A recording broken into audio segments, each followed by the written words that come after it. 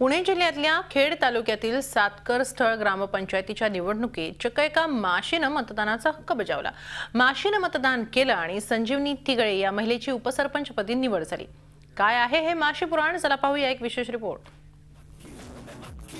मक्खी सिनेमात या डिजिटल माशीचा फाडू परफॉर्मन्स आपण पाहिला असेलच।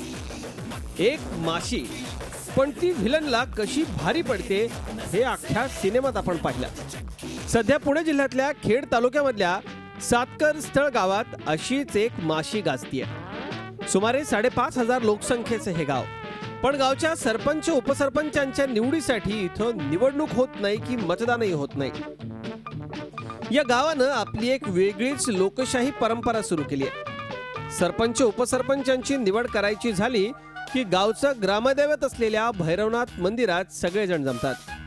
इच्छुक सदस्यांच्या नावाच्या चिठ्ठ्या मंदिरात ठेवल्या जातात। त्यापैकी ज्या चिठ्ठीवर पहिल्यांदा माशी बसेल, होय पहिल्यांदा ज्या चिठ्ठीवर माशी बसेल त्याला सरपंच उपसरपंचपदी काम करण्याची संधी मिळते। उपसरपंच देवदास सातकर यांनी आपल्या पदाचा राजीनामा दिल्यानं ही जागा रिक्त झाली होती। गेल्या शनिवारी भैरवनाथ मंदिरात उपसरपंच निवडीची अशीच प्रक्रिया पार पडली। माशीनं चिठ्ठीला स्पर्श केला आणि संजीवनी तिगळे यांना उपसरपंच बनण्याचा बहुमान मिळाला।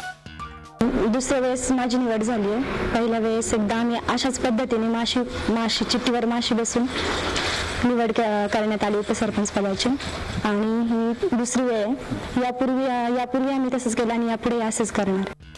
लोकशाहीला झालेला हा माशी स्पर्श सध्या सर्वत्र चर्चेचा विषय बनलाय। ग्रामपंचायत निवडणुकीत हल्ली एकमेकांचे सदस्य पळवणे, रुपयांचा आमिष दाखवून मतदान करायला भाग पाडणे असे प्रकार घडतात। हे वाद टाळण्यासाठी गावकऱ्यांनी माशी स्पर्शाचा हा अनोखा फंडा स्वीकारलाय। चिठ्ठी लिहून चिठ्ठ्या टाकून माशी बस तोपर्यंत वाट पाहून ज्या चिठ्ठीवर माशी बसेल ती चिठ्ठी आणि तो माणूस असा निवडण्यात येतो की ज्या चिठ्ठीवर माशी बसेल ती चिठ्ठीचं जे नाव असेल ते आम्ही जाहीर करतो पदासाठी। त्यानंतर फॉर्म भरण्यात येतो आणि बिनविरोध म्हणून त्या उमेदवाराची निवड करण्यात येते।